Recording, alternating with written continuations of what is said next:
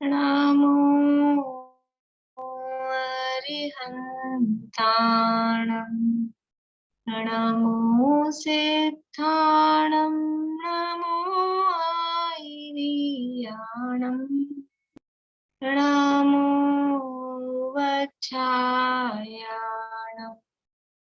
नमो लोये सव्यसाहूणम् ऐसो पंच नमो यारो सब पावपणासनो मंगलाणं च सव्येसिं पढमं हो हि मंगलम् पढमं हो हि मंगलम्।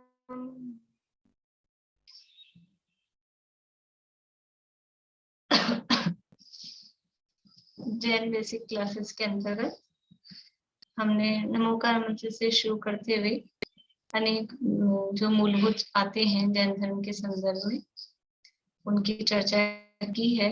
और पिछली क्लास में हमने इंद्रियों के संबंध में समझा था कि इंद्रियां क्या हैं, कितनी हैं, किस तरह से वो चेतन है कि अचेतन है। ये सारी चर्चा हमने इंद्रियों के संबंध में समझी थी। आज हमें चर्चा करनी है द्रव्य गुण पर्याय के संबंध में, क्योंकि जैन धर्म ही नहीं, अन्य कोई भी धर्म दर्शन हो तो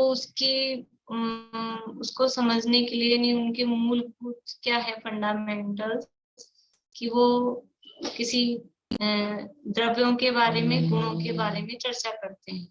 तो जैन धर्म के अंतर्गत द्रव्य गुण पर्याय का क्या स्वरूप है, द्रव्य क्या चीज है, द्रव्य किसे कहते हैं, गुण किसे कहते हैं, पर्याय क्या है, ये जानना आवश्यक होता है।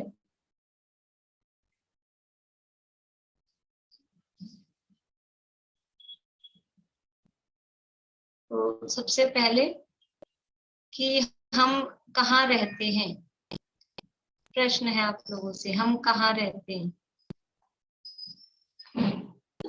हम कहाँ रहते हैं, बोलिए रजनी जी।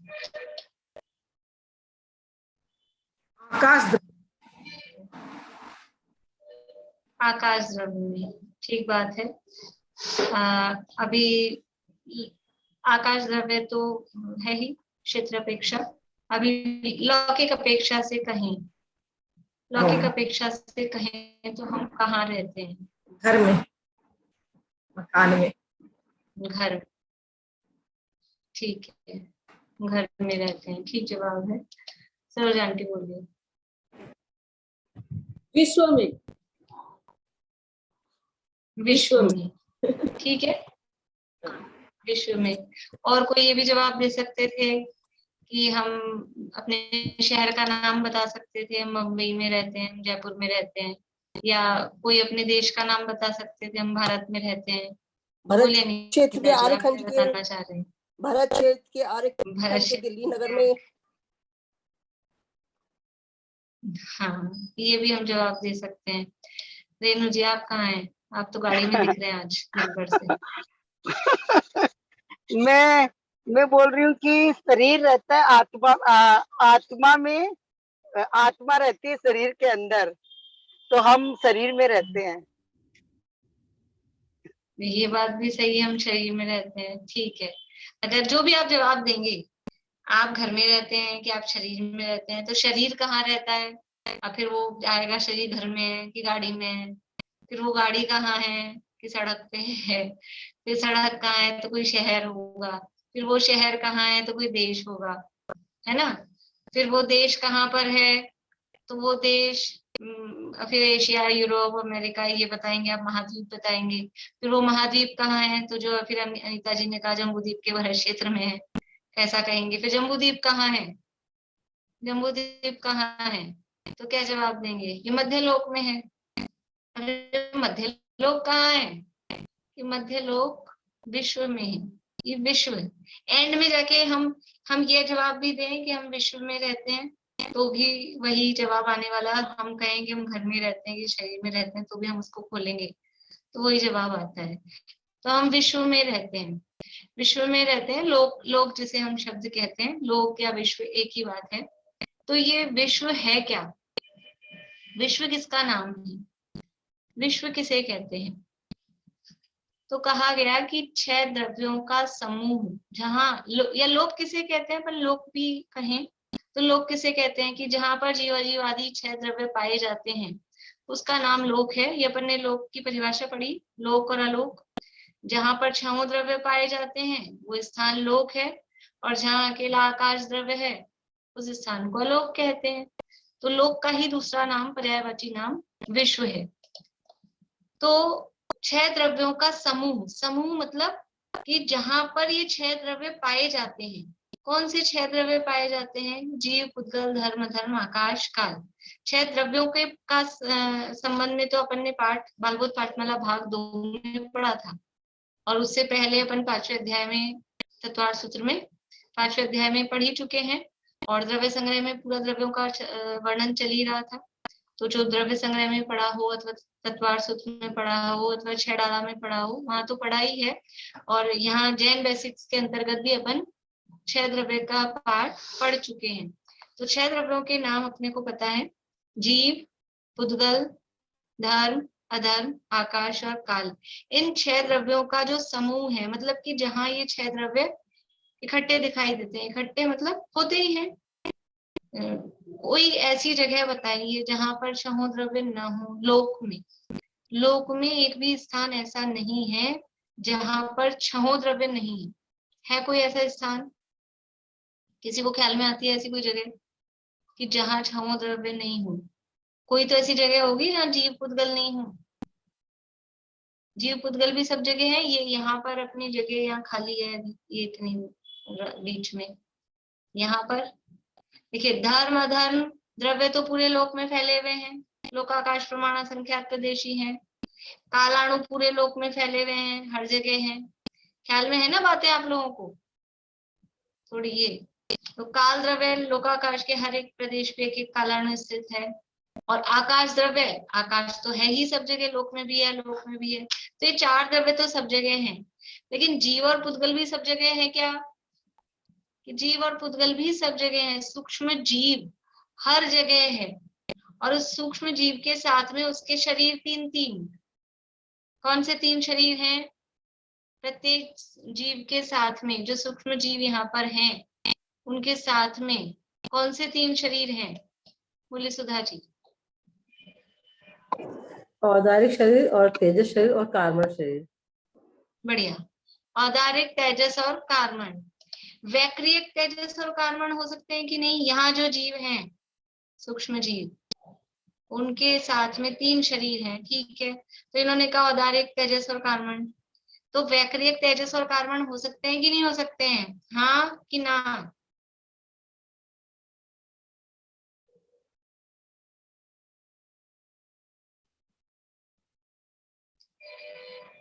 यहाँ पर जो खाली जगह अपने को दिख रही है, वहां हमने कहा कि सूक्ष्म जीव हैं। तो उन सूक्ष्म जीवों के साथ में शरीर है। तो इन्होंने कहा कि औदारिक, तेजस और कार्मण ये 3 शरीर हैं। तो वो 3 का कॉम्बिनेशन क्या ऐसा हो सकता है उन जीवों का कि वैक्रियक, तेजस और कार्मण हो? हाँ कि ना?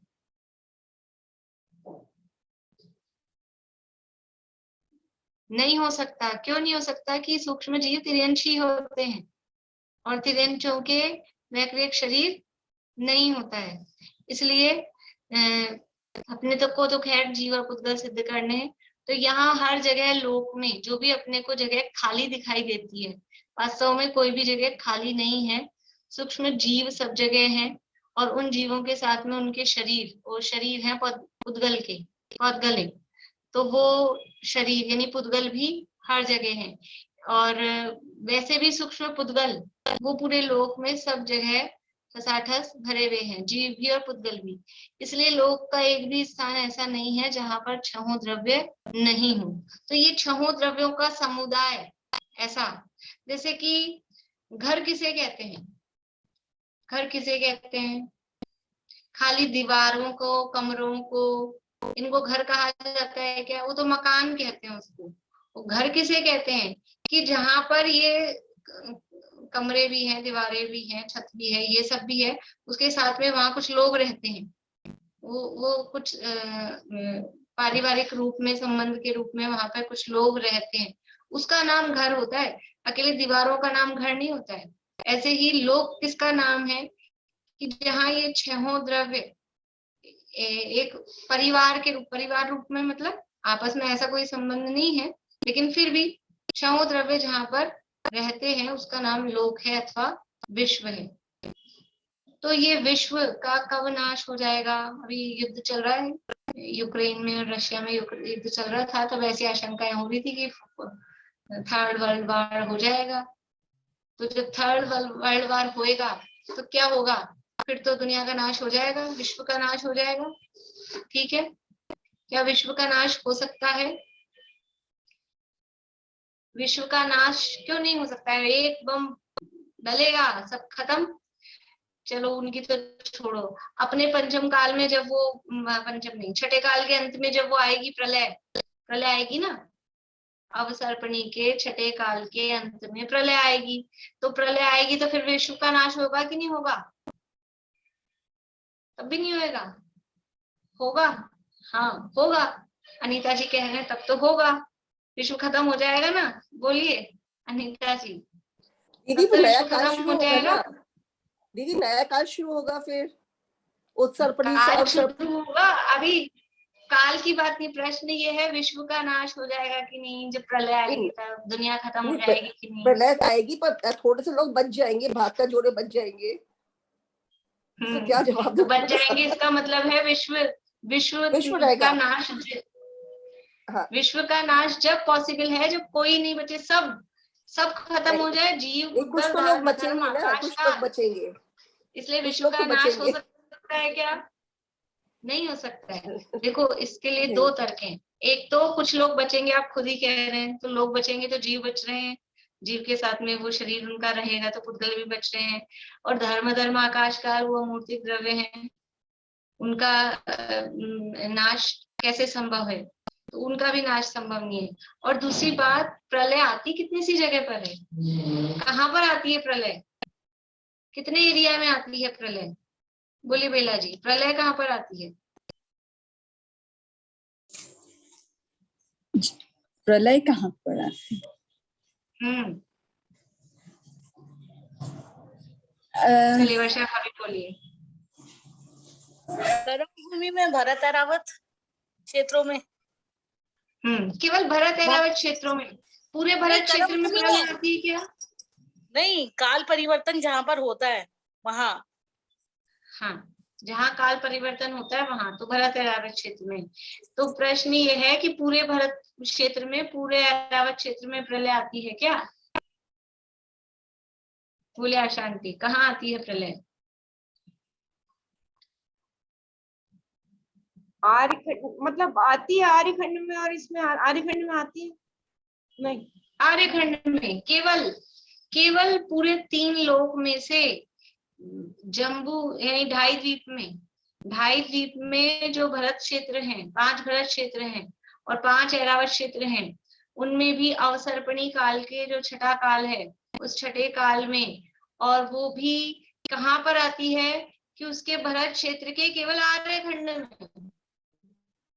इतनी बड़ी पूरे 3 लोक में केवल पूरे भरत क्षेत्र में भी प्रलय नहीं आती है, केवल उसके आर्यखंड में प्रलय आती है, ऐरावत क्षेत्र के केवल आर्यखंड में प्रलय आती है। तो क्या विश्व का नाश हो सकता है इस प्रलय से? तो पूरे विश्व में कभी प्रलय आती ही नहीं है, प्रलय तो पर्टिकुलर एरिया में जरा सी जगह में आती है, इसलिए। और उसमें भी आती है तो भी सबको नाश नहीं कर पाती है, उसमें भी कुछ जीव बच जाते हैं। इसलिए इससे सिद्ध होता है, इससे समझ में आता है कि विश्व का कभी नाश नहीं होता, नाश नहीं हो सकता। ये तो अभी अपन ने बाहरी तरीके से देखा है, इसकी जो रचना है, यानी विश्व जिस तरह से बना हुआ है, उस आधार पे हम देखेंगे कि क्या विश्व का नाश हो सकता है, क्या दुनिया का कभी नाश हो सकता है। जो दुनिया में बातें चलती है, विश्व का नाश हो जाएगा, विश्व का नाश हो जाएगा, तो विश्व का कभी नाश नहीं हो सकता। क्यों? क्योंकि 6 द्रव्यों के समूह का नाम विश्व है और 6 द्रव्यों का नाश कभी होता नहीं है। 6 द्रव्यों का नाश क्यों नहीं होता है? बोले आशांटी कुछ पूछ रहे आप? अनम्यूट करिए। नहीं, ठीक है। 6 द्रव्यों का नाश क्यों नहीं होता है, क्यों नहीं हो सकता है? तो उसके लिए हमें द्रव्य किसे कहते हैं, गुण किसे कहते हैं, पर्याय किसे कहते हैं, थोड़ा सा ये समझना पड़ेगा और उसके बाद में फिर उनके गुणों के स्वरूप को समझना पड़ेगा। तो द्रव्य किसे कहते हैं? अभी हमने क्या देखा? पहली परिभाषा, विश्व किसे कहते हैं कि 6 द्रव्यों के समूह को विश्व कहते हैं, या जहाँ 6 द्रव्य पाए जाते हैं उसको विश्व या लोक कहते हैं। अब दूसरा प्रश्न, द्रव्य किसे कहते हैं? देखिए, मैं ऐसा सोचती हूँ कि अपनी ये बालबोध की 3 पुस्तकें लगभग पूरी हो जाएंगी। इस पाठ के बाद में एक नेमिनाथ भगवान का पाठ और है और उसके बाद में निर्वाणी स्थिति है। तो ये 2-3 पाठ और पूरे हो जाएंगे। तो उसके बाद में एक थोड़ा सा आप लोगों के रिवीजन के लिए क्या हमने अब तक जो जो पढ़ लिया है वो थोड़ा सा हम रिवाइज कर लें कि क्या क्या पढ़ लिया। आज मैं सोच भी रही थी लेकिन आप लोगों को कहा नहीं था पहले से, इसलिए कि थोड़ा भक्ष्य के संबंध में कुछ प्रश्न पूछ लिए जाए आप लोगों से कि ऐसा तो नहीं हो रहा है अपन पढ़ते जा रहे हैं और फिर वो पीछे का सारा साफ हो गया है, ऐसी स्थिति तो नहीं है। तो थोड़ा सा यहाँ पर भी अपन क्विज करें और आप लोगों की इच्छा हो तो सरल सा ही लेकिन एक एग्जाम के रूप में तो थोड़ा सा रिवीजन हो जाए, आप लोगों का भी पीछे पढ़ना हो जाए वापस, उस बहाने कुछ भूल गए हों तो उसको देखना हो जाए, ऐसा विचार है। अभी तो दो लेसन बाकी हैं, ये शायद आज हो जाएगा, नहीं तो फिर इसमें 2 दिन लगेंगे और उसके बाद में एक जनवाणी स्तुति है और नेमिनाथ भगवान वाला। और स्तुति के संबंध में भी अपन ने पीछे 2-3 स्तुतियां पढ़ ली हैं। तो जिन लोगों को एक भी स्तुति याद नहीं है, अगर अपने आप को चेक करें कि यदि हमें कम से कम 2 स्तुतियां तो याद होनी ही चाहिए दर्शन करने के लिए। तो जिनको कोई भी स्तुति याद नहीं है वो अपनी इच्छा से वो जो भी स्तुतियों के अर्थ अपन ने किए हैं वो स्तुतियां जरूर याद करें और याद कर लें तो मुझे बताएं। पहले से याद है तो अच्छी बात है, वो तो कोई बात नहीं है, लेकिन जिन्होंने नई याद की हो तो मुझे बताएं कि हमने नई याद की है, मैं सुनूंगी। ठीक है, अब यहाँ पर पढ़ते हैं अपन आगे, द्रव्य किसे कहते हैं। दीदी आप किसमें से पढ़ा रहे हैं? ये बालबोध पाठमालाएं हैं, बालबोध पाठमाला भाग 1, 2 और 3, उसके आधार पे मतलब उसी आधार पे मैं लेसन ले रही हूँ। लेकिन मैं मंगवा लूंगी, वहां से, वहां मिल जाएगा ना जयपुर में आपके? हाँ, बालक में मिल जाएगा, मिल जाएगी बिल्कुल। ठीक, और मैं भेज भी दूंगी आप लोगों को पीडीएफ, वैसे भी जिन लोगों को चाहिए मैं मंगवा लूंगी दीदी। और बुक्स भी, हाँ, और वैसे बुक्स भी किसी को चाहिए हो तो एड्रेस भेज दीजिएगा, बाय पोस्ट भी पहुंच जाएंगी अगर पढ़ने को भी चाहिए हो तो। लेकिन अपन ने सारा कुछ एकदम बुक, क्योंकि बुक तो है बच्चों के हिसाब की, थोड़ा बच्चों के टाइप से लिखी हुई है, उसके साथ साथ में अपन ने और भी चीजें कुछ पढ़ी हैं साथ में, तो देख लीजिएगा आप लोग बुक्स। तो द्रव्य किसे कहते हैं कि गुणों के समूह को द्रव्य कहते हैं। द्रव्य किसे कहते हैं कि जिसमें गुण पाए जाते हैं। जैसे द्रव्यों का समूह विश्व है वैसे गुणों का समूह द्रव्य है, लेकिन विश्व में तो द्रव्य वो अलग अलग द्रव्य हैं, बस वो जहां पर इकट्ठे हुए हैं उसको विश्व कहते हैं। तो ऐसा द्रव्य में कोई अलग अलग गुण बाहर से आए हैं कहीं से और वो अलग अलग आके इकट्ठे हो गए हैं, ऐसा द्रव्य नहीं है। द्रव्य तो बना हुआ ही गुण जिसमें है। और उस जैसे लड्डू होता है, लड्डू दाने वाला जो लड्डू होता है, चौगुनी का बोलते हैं जिसे, दाने वाला समझिए, बूंदी का लड्डू जिसे बोलते हैं, बूंदी का लड्डू। तो वो बूंदी का लड्डू क्या चीज है, किसे कहेंगे कि वो बूंदी का जो समूह है उसको इकट्ठा करके बांध दिया, उसका नाम लड्डू है। कि उस यानी लड्डू का कवर कोई और हो, फिर उसमें बूंदी भरी गई हो, ऐसा होता है वो लड्डू। कैसे होता है कि वो सारी बूंदी बस इकट्ठी की गई है, उन्हीं का वो पिंड है, बूंदी के अलावा उसमें और कुछ भी नहीं है। जैसे चीनी का लड्डू बनाते हैं दिवाली वगैरह पे मोक्ष का नरक पे चढ़ाने के लिए। दिवाली वो चीनी का लड्डू है, तो चीनी के लड्डू में क्या है? चीनी चीनी, कोई अलग से उसमें कहीं चीनी भरी है कि वो चीनी का ही पिंड है? ऐसे ही गुणों का ही जो पिंड है, गुणों का ही जो समूह है, उसका नाम द्रव्य है। द्रव्य का ऐसा स्वरूप नहीं है कि द्रव्य कोई डब्बा हो और उसमें फिर वो जैसे चीनी भर दी जाए, ऐसा उसमें गुण भर गए हों, ऐसा नहीं। जो गुणों का ही समूह है, गुणों का ही पिंड है, उसका नाम द्रव्य है। एक और परिभाषा हमने, एक नहीं दो परिभाषाएं हमने तत्वार्थ सूत्र में पढ़ी है द्रव्य की, और उसमें से एक परिभाषा की चर्चा तो आज दिन में तत्वार्थ सूत्र की क्लास में ही चली थी। किसे कहते हैं द्रव्य? बोले तत्वार्थ सूत्र के आधार पे बोलिए रजनी जी। गुण पर्यायवद द्रव्यम। गुण आज जो चली थी वो सद्द्रव्य लक्षणम। हाँ, सतद्रव्य लक्षणम चर्चा चली थी आज सत्य धर्म के संदर्भ में। द्रव्य का लक्षण क्या है? सतद्रव्य लक्षणम, यानी जो सत है वो द्रव्य है। द्रव्य किसे कहते हैं? कि सत, सत का मतलब है जिसकी सत्ता है, जिसका अस्तित्व है, जिसकी एग्जिस्टेंस है, उसको द्रव्य कहते हैं। जो है बस वो द्रव्य है। जिसके लिए भी हम कह रहे हैं ना कि है मतलब वो द्रव्य है। जिसकी सत्ता है उसका नाम द्रव्य है। और दूसरी परिभाषा वही 5वें अध्याय में तत्वार्थ सूत्र में दी है, गुण पर्यायवद द्रव्यम। द्रव्य होता है वो गुण और पर्यायवान होता है। वो यही वाली परिभाषा है जो अभी अपन ने देखी है कि गुणों के समूह को, तो गुणों का समूह कहो और उसके साथ में पर्याय का भी, गुणों का ही परिणमन पर्याय है, इसलिए गुण और पर्यायों के समूह को द्रव्य कहते हैं। ऐसा भी कह सकते हैं कि द्रव्य गुण और पर्याय वाला होता है। तो दो तरह से, वो जो दूसरी परिभाषा है सद्द्रव्य लक्षणम और ये गुण पर्याय द्रव्य में कोई अलग अलग नहीं है, दोनों का अर्थ या भाव एक ही है कि द्रव्य है वो गुण पर्यायों का समुदाय है, उनका समूह है, और वो द्रव्य है वो अस्तित्व स्वरूप होता है, द्रव्य की सत्ता होती है। द्रव्य ऐसे ही नहीं कि जिसका अस्तित्व भी नहीं है और फिर वो है। जब हम किसी भी चीज के आगे, जो हर वाक्य अपना होता है ना, तो उसके आगे है होता है। ज्यादातर आप देखेंगे हिंदी के वाक्य होंगे तो है ऐसा है मतलब कि उसका अस्तित्व है। शब्द ही क्या बता रहा है कि वो है, मतलब उसका अस्तित्व है। तो जो है, जिसका अस्तित्व है, जिसकी सत्ता है, उसका नाम द्रव्य है। तो गुणों के समूह को द्रव्य कहते हैं, अथवा गुण पर्याय के समुदाय को द्रव्य कहते हैं, अथवा सत्य को, अस्तित्ववान को द्रव्य कहते हैं। गुण किसे कहते हैं? गुणों के समूह को द्रव्य कहा ना, तो दूसरा प्रश्न ये उठता है कि गुण किसे कहते हैं? गुण तो बहुत हम बोलते हैं, इसमें ये गुण है, उसमें ये गुण है, मुझ में ये गुण है, अपने गुण गिनाते हैं, दूसरे के दुर्गुण गिनाते हैं, लेकिन ये गुण कहते किसे हैं?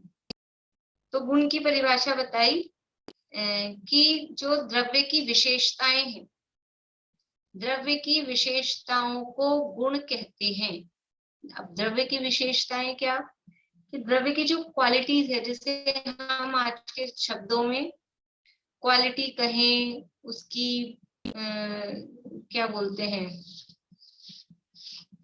प्रॉपर्टीज, साइंस में उसको प्रॉपर्टी बोलते हैं, उसकी प्रॉपर्टी है, वो गुण विशेषताएं हैं। अपने को प्रॉपर्टी से वही दिखता है, जमीन जायदाद, लेकिन साइंस में वो द्रव्यों की प्रॉपर्टी, उसके गुण को, ये तो साइंस भी कहता है एक्चुअल में। देखो वास्तव में प्रॉपर्टी क्या है, अभी तो यहाँ कोई भी छोटे नहीं है, तो आप लोगों को नहीं, आप लोगों को किसी को मालूम है प्रॉपर्टी? साइंस में चलता है शब्द, समीक्षा को आइडिया होगा, बाकी वर्षा अभी हैंड रेज कर रहे हैं, बाकी लोगों को नहीं पता है। लेकिन जैसे साइंस में जो भी चीजें होती है ना, केमिस्ट्री वगैरह में कुछ वो करते हैं एक्सपेरिमेंट वगैरह, तो उसमें उसकी प्रॉपर्टी देखी जाती है। इसकी प्रॉपर्टी क्या है, मतलब प्रॉपर्टी का मतलब है उसके गुण, प्रॉपर्टी का मतलब होता है उसके गुण। हम किसे अपनी प्रॉपर्टी समझते हैं? रुपया, पैसा, जमीन जायदाद, ये प्रॉपर्टी है। वास्तव में हमारी प्रॉपर्टी क्या है? ये गुण। साइंस वाले कहते हैं कि किसी भी वस्तु की प्रॉपर्टी उसके गुण होते हैं, और हम पता नहीं किसको प्रॉपर्टी बनाते हैं, परद्रव्य को, जिसे लेना नहीं देना नहीं, जो चला जाता है। हमारे गुण ही हमारी प्रॉपर्टी है। तो द्रव्य की विशेषताओं को, द्रव्य की जो प्रॉपर्टीज हैं उसको गुण कहते हैं। तो द्रव्य की विशेषताएं क्या हैं?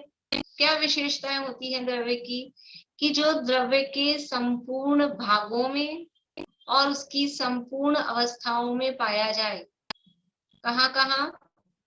जो द्रव्य के संपूर्ण भागों में मतलब एरिया, हर जगह पर, जो द्रव्य के संपूर्ण भागों में और उसकी संपूर्ण अवस्थाओं में, अवस्था का मतलब है हर टाइम पे, वो काल को बता रहा है। संपूर्ण भाग, ये शब्द इसके क्षेत्र को बता रहा है, एरिया को बता रहा है, हर जगह। और संपूर्ण अवस्थाओं में मतलब हर समय, किसी भी रूप में, किसी भी अवस्था में वो हो, हर काल में जो पाया जाता है उसे गुण कहते हैं। किसे कहते हैं? जो द्रव्य के संपूर्ण भागों और उसकी संपूर्ण अवस्थाओं में पाया जाए उसे गुण कहते हैं। ये परिभाषाएं आप लोगों को याद होनी चाहिए। अब यानी नीनों में भी पूछे ना कि गुण किसे कहते हैं, तो ये याद होनी चाहिए। मतलब मैं जो अभी आपको एग्जाम के लिए कह रही हूँ, तो मेरा रिटन वैसा एग्जाम देने का ज्यादा मन नहीं है, लेकिन ओरल ही अपन, क्योंकि आपको आनी चाहिए, मुझे सुनना है आप लोगों से, उसमें मैं लिखवा नहीं पाती हूँ। परिभाषाएं तो सारी मुझे लिख के देनी पड़ती है। आप लोग तो मुझे चेक करते हो कि हाँ सही है कि गलत है, वो तो मुझे ही लिखनी पड़ती है। इसलिए आप लोगों को याद हो, जिनको भी याद नहीं है ना, ईमानदारी से, जिनको बहुत से लोगों को याद भी है पहले से, वो इनको याद करें। ये बेसिक है ना ये चीजें, तो अपने को परिभाषाएं ख्याल में होती हैं। तो और भाव भाषण, आगे कुछ भी अपन पढ़ते हैं तो उसका भाव भाषण अच्छा समझ में आता है। तो ये चीजें अपने को याद होनी चाहिए। किसे कहते हैं गुण?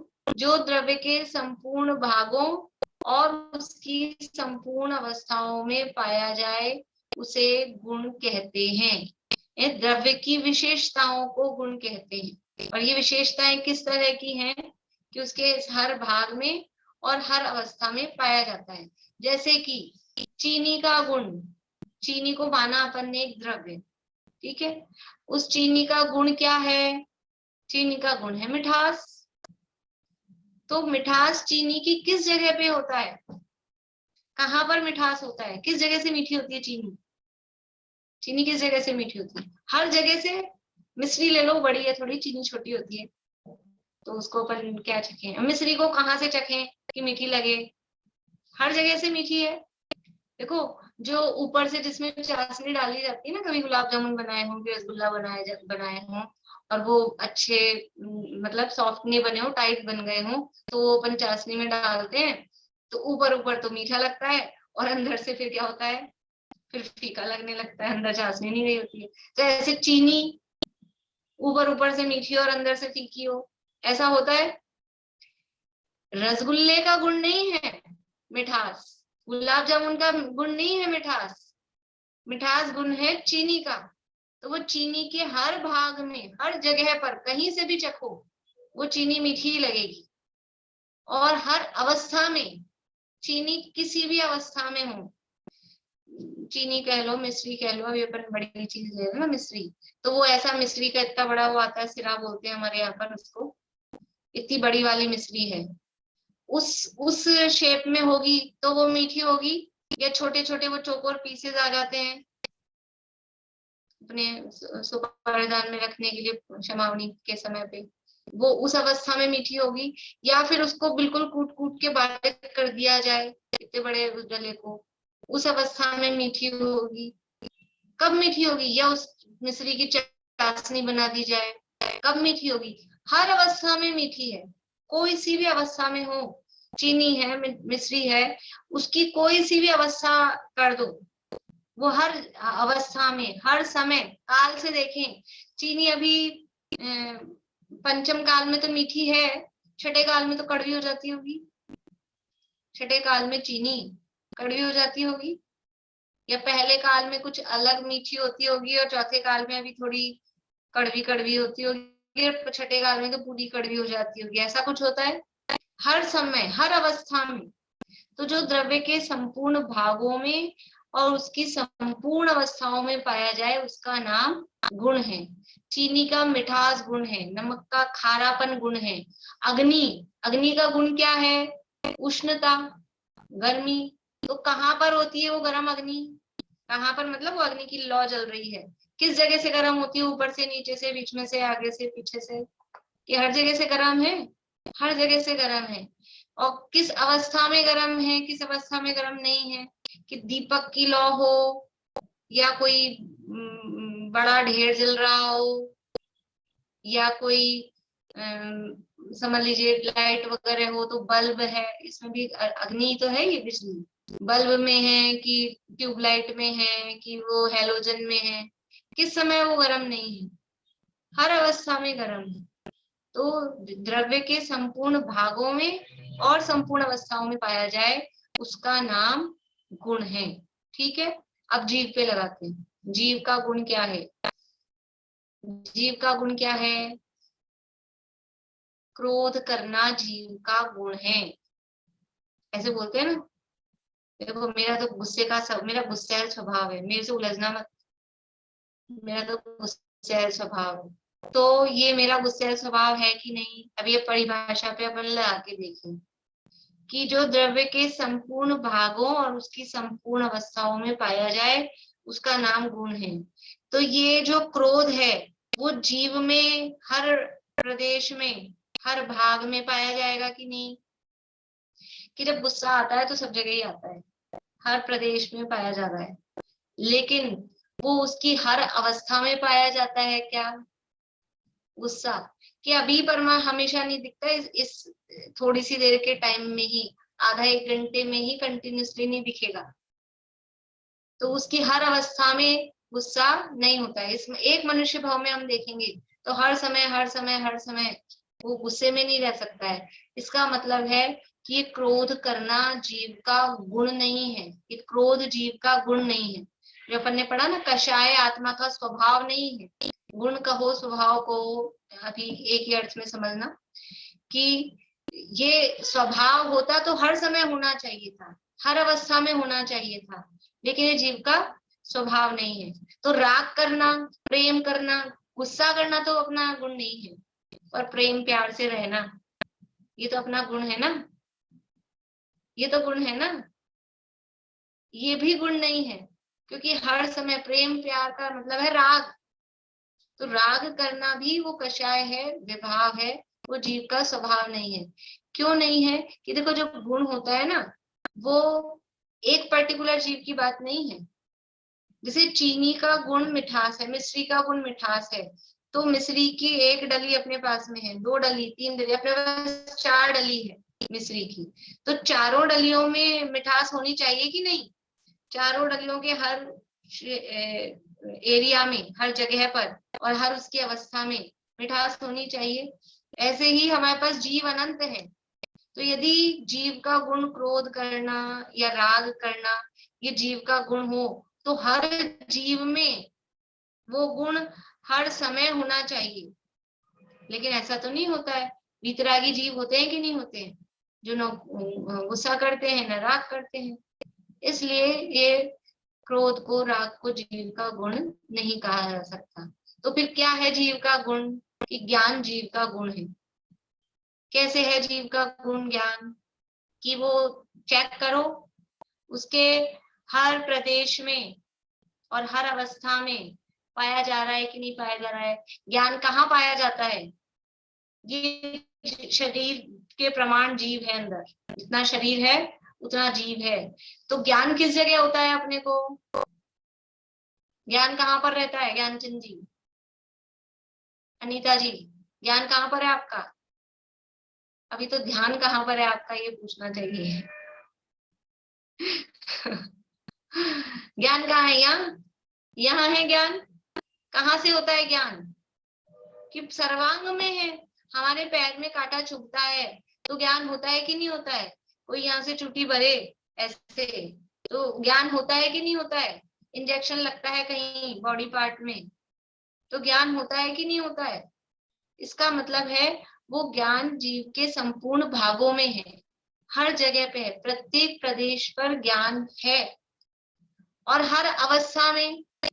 अभी हम तो मनुष्य हैं तो हमको ज्ञान है, और तिर्यंच हो जाएंगे तो तिर्यंचों को ज्ञान होता है, चींटी बन जाएंगे तो चींटियों को ज्ञान होता है, और पेड़ पौधों को, पृथ्वी जल अग्नि वायु वनस्पति, कोई सी भी स्थिति हो, निगोदिया भी हो तो भी ज्ञान होता है। ज्ञान से रहित जीव नहीं होता है। चलो इन सबको तो होता है, अरहंत बन गए और सिद्ध बन गए तब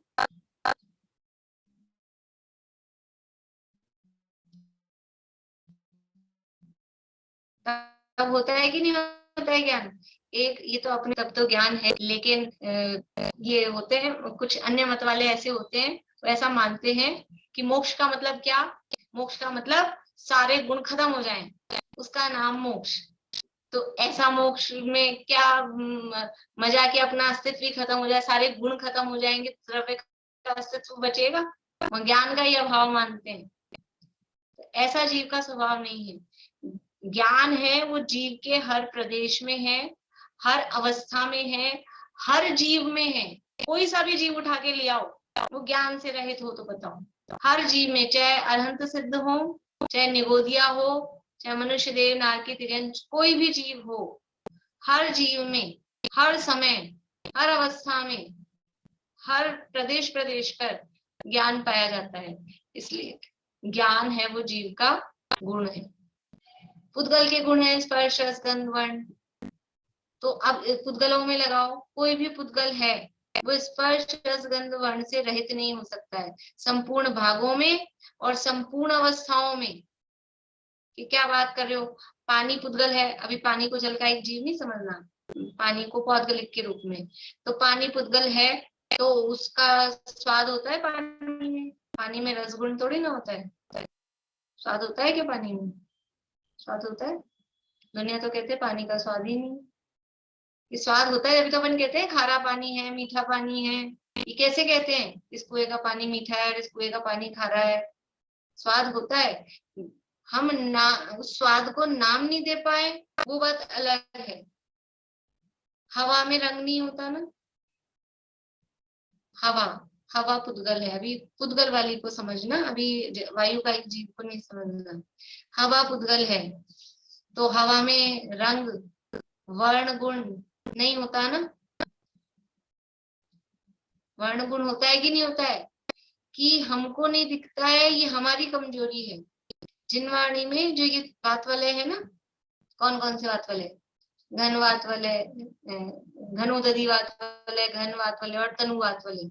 इन वात वाले के रंग बताए हैं, गोमूत्र के समान पीला, मूंग के समान हरा और पंचवर्णी तनु वात वाले, ऐसे उनके कलर बताए। हवा के कलर होते हैं। अब हमको नहीं दिख रहे हैं, ये कमजोरी किसकी है? आसमान में ऊपर एरोप्लेन उड़ रहा है बहुत ऊंचाई पर, और 5 व्यक्ति खड़े हैं, 4 को दिख रहा है, 1 को नहीं दिख रहा। किसकी कमजोरी है? कि तुम्हारी आंख में चश्मा लगाना पड़ेगा, दूर का नहीं दिख रहा, दूर की आईसाइट वीक है। कमजोरी किसकी है? वो एरोप्लेन की थोड़ी ना गलती है, वो तो उड़ ही रहा है और है, दिख रहा है 4 लोगों को। ऐसे ही इतने अनंत अनंत सिद्ध भगवान को हवा में रंग दिखता है, हमको नहीं दिखता है। हमको चश्मा लगाना चाहिए, हमारी कमजोरी है। तो ये गुण है, समझ में आ गई? जो द्रव्य के संपूर्ण भागों और उसकी संपूर्ण अवस्थाओं में पाया जाए वो गुण है। और अगर संपूर्ण भागों और संपूर्ण अवस्थाओं में नहीं पाया जा रहा है, इसका मतलब है कि वो गुण नहीं है, स्वभाव नहीं है, वो कुछ अलग से आई हुई चीज है, वो विभाव है, वो दूर होने वाली चीज है, वो दूर हो जाती है, हो जानी चाहिए, कर देना चाहिए, ऐसा इसका अर्थ समझना चाहिए। तो अब ये द्रव्य हुआ, गुण हुआ। अब तीसरा शब्द था पर्याय।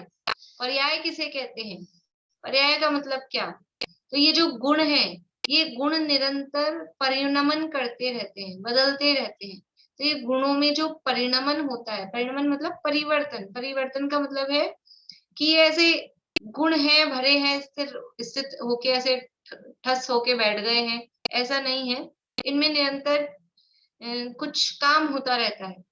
ये जो गुणों में जो काम हो रहा है उसका नाम है पर्याय। इसे कहते हैं गुणों के परिणमन को पर्याय कहते हैं।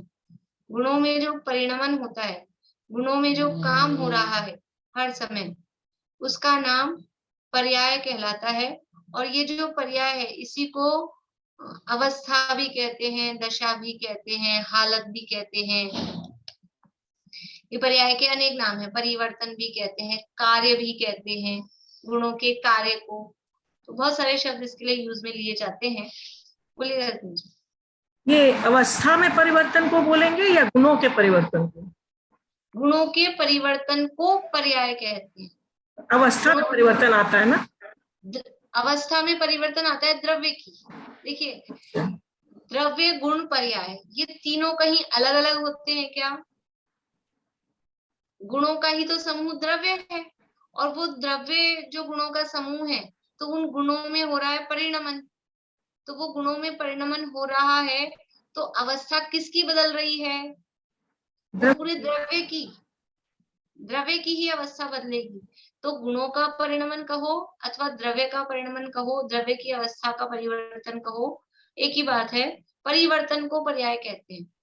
नहीं, पर जैसे एक जीव का उदाहरण आपने दिया, तो बचपन से जो जीव है वो जीव तो बुढ़ापे तक वही जीव रहता है, उसके गुण वही रहते हैं, जानना, रखना, समझना। तो लेकिन पर्याय बदलती है तो अवस्था की बदलती जाती है, तो गुण कहाँ पर? गुण वही रहते हैं, लेकिन जो बचपन में जैसे देखो गुण रहते हैं, मतलब एक अपन ज्ञान गुण को पकड़ो, तो बचपन में जो ज्ञान था, जवानी में वही ज्ञान रहा क्या? उतना ही। बुढ़ापे में उतना ही ज्ञान रहा क्या? बदलाव हुआ ना। बचपन के ज्ञान से 2 साल के बच्चे का ज्ञान, फिर 10 साल के बच्चे का ज्ञान, फिर 20 साल के व्यक्ति का ज्ञान, वो ज्ञान में बदलाव होगा कि नहीं? ये जो बदलाव हुआ है इसका नाम है पर्याय। उसकी जो शारीरिक अवस्था है, 2 साल की उम्र की हाइट, 10 साल की उम्र की हाइट, फिर 20 साल की उम्र की हाइट, ये जो बदलाव हुआ है, इस बदलाव का नाम है पर्याय। तो वो जो हाइट में जो अपन बदलाव देख रहे हैं, ये ओवरऑल द्रव्य की पर्याय कहा जाएगी। इसे पर्याय 2 प्रकार की होती है, अभी अपन बाद में चर्चा करेंगे। लेकिन एक है गुण की पर्याय, एक होती है ओवरऑल पूरे द्रव्य की पर्याय। तो ये पर्याय है, मतलब जो भी अवस्था बदल रही है, द्रव्य अथवा गुणों के परिणमन को, द्रव्य अथवा गुणों की, अपन सरल शब्दों में कह सकते हैं कि द्रव्य अथवा गुणों की जो अवस्था में परिवर्तन हो रहा है, वास्तव में वो अवस्था ही पर्याय है, वो परिणमन ही पर्याय है। और ये परिवर्तन कब होता है? ये परिवर्तन हर समय, प्रति समय ये परिवर्तन परिणमन होता रहता है। द्रव्य की अवस्था में और गुणों में ये परिणमन निरंतर होता रहता है। क्यों होता है ये परिणमन निरंतर? इसमें कारण कौन है? कि इसमें एक निमित्त है। कौन निमित्त है? काल द्रव्य। काल द्रव्य है वो प्रति समय, वो काल द्रव्य अन्य द्रव्यों के परिवर्तन में, क्योंकि काल स्वयं वर्त रहा है और वो स्वयं वर्तता हुआ अन्य द्रव्यों के परिवर्तन में वो निमित्त बनता है। वास्तव में काल द्रव्य तो है निमित्त। अभी द्रव्य में ये परिणमन एक्चुअल में हो कैसे रहा है? क्यों हो रहा है? जो अभी अपन ने देखा, द्रव्य का अस्तित्व है, द्रव्य है, तो वो क्यों है? तो उसमें एक ऐसा गुण है। द्रव्य में परिणमन हो रहा है, तो क्यों हो रहा है? खाली निमित्त के कारण काम होता है कि नहीं? उसमें खुद में एक ऐसी एबिलिटी है, खुद में एक ऐसी योग्यता है कि उसमें बदलाव हो। तो वो एक ऐसा नाम का ऐसा कुछ गुण उसमें है। वो गुणों की चर्चा तो अपन अगली ही क्लास में कर पाएंगे, आज नहीं हो पाएगी।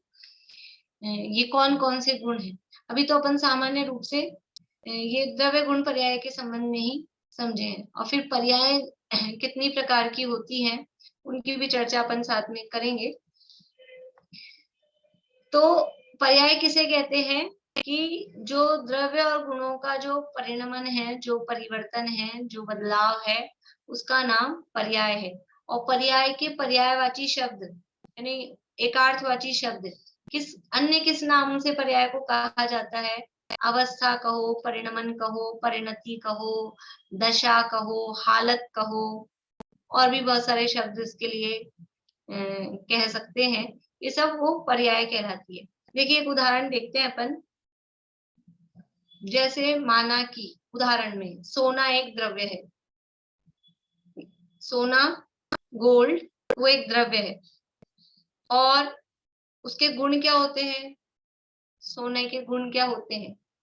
चिकना होता है, पीला होता है, भारी होता है, ठोस होता है, ये उसके गुण हैं। पता भी है कि नहीं? सोना यूं ही पहनते हैं कि सोने की इतनी वैल्यू क्यों है?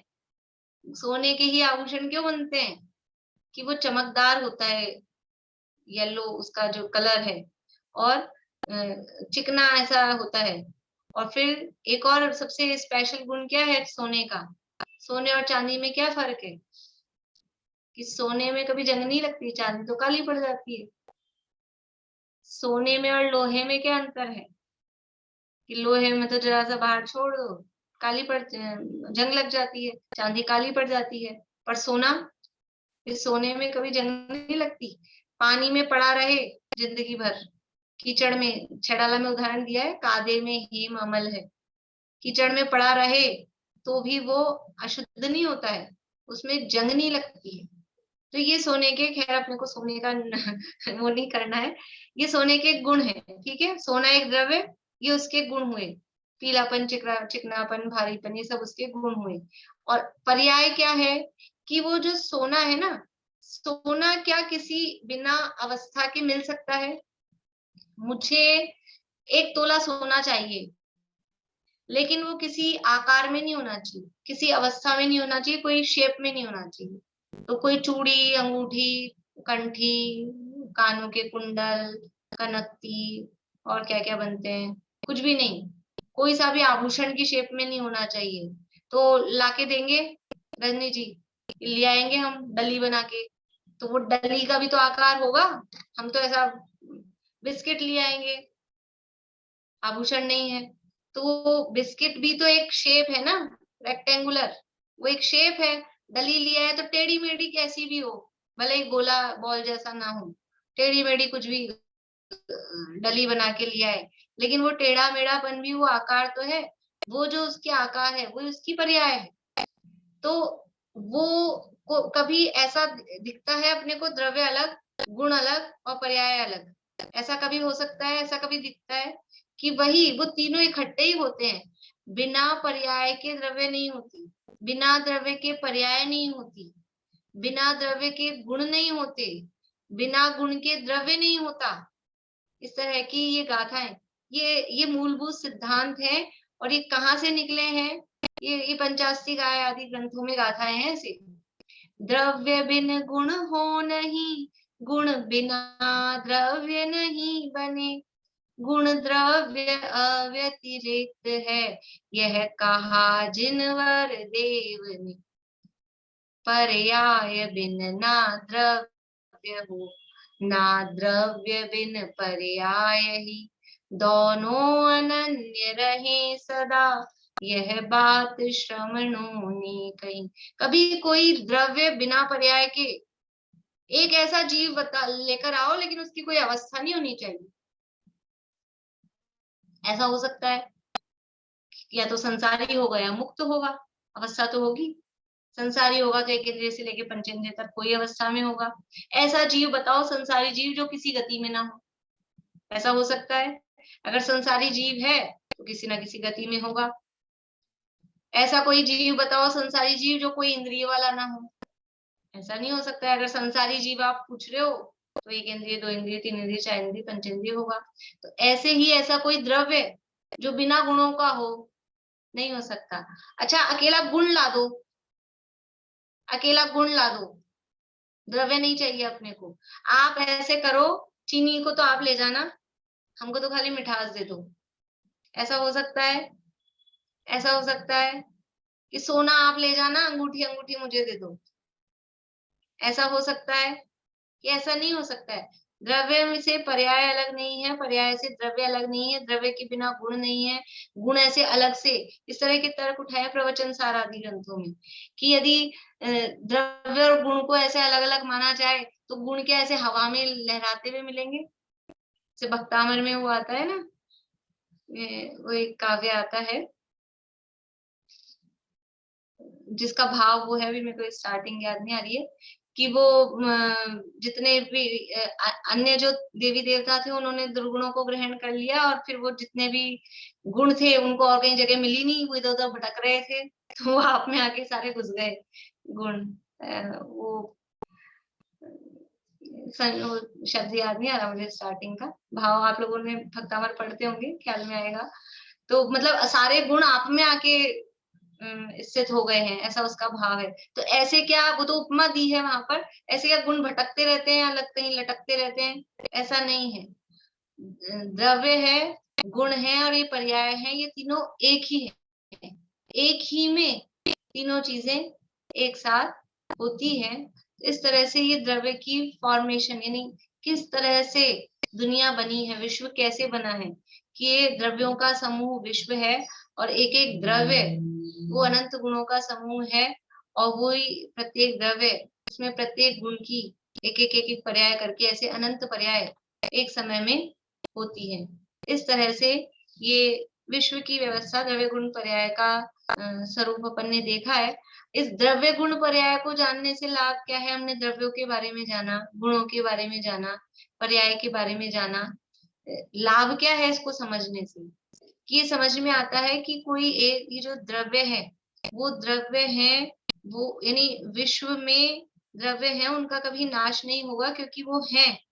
और गुणों को समझने से ये समझ में आता है कि प्रत्येक द्रव्य है वो कोई बेकार फालतू नहीं है, हर द्रव्य में गुण है। गुण का मतलब ये होता है कि कुछ उसमें तथ्य है, कुछ काम की चीज है, कुछ बात है। तो ये समझ में आता है कि मतलब कोई भी द्रव्य है वो फालतू नहीं होता है। अभी और अपन उसके गुणों की चर्चा करेंगे ही। और पर्यायों को समझने से क्या समझ में आता है कि ये द्रव्य की अवस्था है, वही बदल रही है। पर्याय कोई अलग से चीज नहीं है, वो द्रव्य की अवस्था निरंतर परिवर्तनशील है। ऐसा ये समझने से वस्तु स्वरूप समझ में आता है। वास्तव में हमको जो चीजें दिख रही हैं, अभी अपन ने उदाहरण लिया था सोने का, उसमें अपन ने कहा था सोना द्रव्य है, लेकिन एक्चुअल में सोना क्या है? वो तो उदाहरण में अपन ने बोला था कि सोना एक द्रव्य है, उसके गुण है, उसके पर्याय है। एक्चुअल में सोना क्या है? एक्चुअल में सोना है वो पुद्गल द्रव्य की पर्याय है। पुद्गल है ना, पुद्गल द्रव्य है, पुद्गल द्रव्य है, लेकिन सोना उसकी क्या है? एक अवस्था है, एक पर्याय है। जितनी भी हमको चीजें दिख रही हैं, टेबल है, कुर्सी है, मोबाइल है, पेन, पेंसिल, ये जितनी भी चीजें हैं, ये सब क्या है? ये सब पुद्गल की पर्याय है। ये अपने को समझ में आता है। द्रव्य के बारे में समझे, 6 द्रव्य हैं, वो पहले अपन जान ही चुके हैं। फिर उसमें किस द्रव्य में कौन से गुण हैं, तो गुणों के आधार पर उन द्रव्यों में भेद जाना जा सकता है कि ये कौन सा द्रव्य है, ये पुद्गल द्रव्य है, मैं जीव द्रव्य हूँ। ये कैसे जाना? कि उनके गुणों के आधार पर। और फिर उनकी पर्याय क्या बताती है? देखो, पर्याय होना अच्छा है कि बुरा, अवस्थाएं बदलना अच्छा है कि बुरा? कि अच्छा है। यदि अवस्था नहीं बदले तो हमारी संसारी अवस्था छूटकर मुक्त अवस्था कैसे हो? अगर अवस्था ना बदले तो जो पुद्गल भी जो अपने संपर्क में है, वो जिस अवस्था में है वो वैसे ही हो जाएंगे। फिर तो सारा दुनिया वो एकदम पॉज हो जाएगी। जो बच्चा पैदा हुआ वो इतना सही रह जाएगा, अवस्था नहीं बदलेगी तो क्या होगा? फिर इतने बड़े कैसे होते हम आज से आज तक? और दुख अवस्था मिट के सुख अवस्था कैसे होती? इसलिए ये द्रव्य गुण पर्याय है, ये विश्व की व्यवस्था है। इसका नाम है विश्व व्यवस्था, वस्तु व्यवस्था। तत्वों की व्यवस्था है वो तत्व व्यवस्था, वस्तु व्यवस्था, और ये है विश्व की व्यवस्था, 6 द्रव्यों की जो वर्णन। तो ऐसा ये विश्व की व्यवस्था को समझकर हम भेद विज्ञान कर सकें और जीवन में निराकुल हो सकें, ऐसा ये बताने वाला द्रव्य गुण पर्याय का स्वरूप है। अभी इसमें आगे अपन नेक्स्ट क्लास में चर्चा करेंगे 6 सामान्य गुणों की, कि द्रव्यों में कितने प्रकार के गुण होते हैं, कुछ सामान्य गुण होते हैं, कुछ विशेष गुण होते हैं। तो उन गुणों की चर्चा अपन आगे नेक्स्ट क्लास में करेंगे। अभी किसी को प्रश्न हो कुछ तो पूछ लीजिए, बोलिए लेनी। नहीं, मैं बोल रही थी कि मैं ना शिखरजी जा रही हूँ अभी। उस समय एयरपोर्ट जा रही थी और अभी गाड़ी से अभी 2 घंटे बाद शिखरजी, मतलब वहाँ गिरिडीह पहुंचूंगी, शिखरजी जाऊंगी। मेरा एनिवर्सरी है 2 सेकंड में को, इसलिए आपकी वंदना मंगल में हो। चलिए थैंक बोले यू। मीना चाची। दीदी, ये अपना जो आत्मा है वो विज्ञान घन स्वभाव भाव वाला बताते हैं, तो फिर इसमें जो ये इतना घन है, तो फिर इसमें परिवर्तन जो होता है वो किस तरह से होता है फिर वो देखो जब इतना ठोस है तो वो जो द्रव्य का परिभाषा है ना, सद्द्रव्य लक्षणम, और उस सत का लक्षण क्या है? उत्पाद व द्रव्य उत्तम सत। तो ये जो गुण है, देखो गुणों में परिवर्तन तो होता है, लेकिन गुण बदलते नहीं है। परिवर्तन अभी ये जो 6 सामान्य गुण आएंगे ना, उसमें स्वरूप आएगा कि गुणों में या द्रव्य में बदलाव होने पर भी वो बदलते नहीं है। मतलब कि उनकी अवस्था तो बदल रही है। जैसे सोने की चूड़ी, उस चूड़ी को तोड़कर हमने चैन बनवा ली, तो वो अवस्था तो बदली, लेकिन वो सोने की चूड़ी से सोने की चैन बनी। सोने की चूड़ी को तोड़ा के वो चैन चांदी की नहीं हो गई। तो वो उसके मूल स्वरूप में बदलाव नहीं होता। वो गुण वही रहते हैं, लेकिन उसकी अवस्था बदलती है। वो द्रव्य वही रहता है, उसकी अवस्था बदलती है। तो एक ऐसा भी गुण द्रव्य में है कि वो बदल कर भी नहीं बदलता। दादा की रचना है, ना बदल कर भी बदलना, बहुत अच्छी है। उसकी वो यूट्यूब पे उसका ऑडियो भी है। मतलब कि बदल कर भी नहीं बदलता है, नहीं बदल कर भी बदल जाता है। जैसे वही बात है, पंखा चल रहा है कि रुका है, कि चलते हुए भी रुका हुआ है और रुके हुए भी चल रहा है कि नहीं है? अभी तो सबके घरों में चल रहे हैं पंखे, सब जगह गर्मी है अभी तो वो चल रहा है कि रुका हुआ है? कि रुके हुए ही चल रहा है और चलते चलते ही रुका हुआ है, ऐसा है। ऐसे ही द्रव्य बदल रहा है कि नहीं बदल रहा है? कि मूल स्वरूप से नहीं बदल रहा है। जीव बदलता है, लेकिन बदलकर कभी पुद्गल नहीं होता, ऐसा नहीं बदलता। अपनी मर्यादा में रहकर बदलता है। अपनी मर्यादा, उसकी मर्यादा क्या है? कि जीव बना रहे। हर द्रव्य की एक बाउंड्री है। वो बाउंड्री है यहाँ जो सामान्य गुण है उसमें बताई जाएगी कि किस द्रव्य की कितनी बाउंड्री है। वो अपनी बाउंड्री में रहकर बदलता है और बदल कर भी नहीं बदलता है। और ये जितना ये शरीर का आकार है उतने प्रमाण आत्मा रहता है, ऐसा ही है ना? तो इतना ही ठोस आकार में रहता है, मतलब एकदम। हाँ, संसार अवस्था में शरीर प्रमाण ही रहता है जी। हाँ, और मतलब संकुचित और विस्तार वाली शक्ति है अंदर उसमें, तो वो हो सकती है, पर रहता वैसे ही है, एकदम ठोस। हाँ, ठोस बिल्कुल। यानी ऐसा नहीं द्रव्य में कहीं भी पोलापन हो। द्रव्य है वो गुणों का पिंड है, तो गुण ऐसे ठोस रूप, क्योंकि पूरे प्रदेश है ना हर जगह, तो आत्मा ऐसा पोला नहीं है ऐसे पिचक जाए। जैसे वो बिस्लेरी की बोतल होती है ना, पिचक जाती है। हाँ, जैसे ऐसा नहीं है पोला। मरने के बाद कई लोग बोलते हैं नाक में से आत्मा निकली, आंख में से आत्मा निकली, तो वो तो चीज नहीं हो सकती। नहीं, ऐसा नहीं होता है। वो तो मरने के बाद में सर्वांग से एक साथ ही प्रदेश निकलते हैं। ऐसे कोई यूं करके निकल रहे हो धागे की जैसे, ऐसा नहीं होता है। वो सर्वांग से ही पूरे आत्मा के प्रदेश और पूरे ठोस होकर ही वो निकलते हैं। ठोस ही रहते हैं, ठोस रूप नहीं निकलते। थैंक यू दीदी। चलिए, जिनवाणी स्तुति कौन बोलेंगे आज? मिथ्यात्मनास देखो, बोले कांतांडी।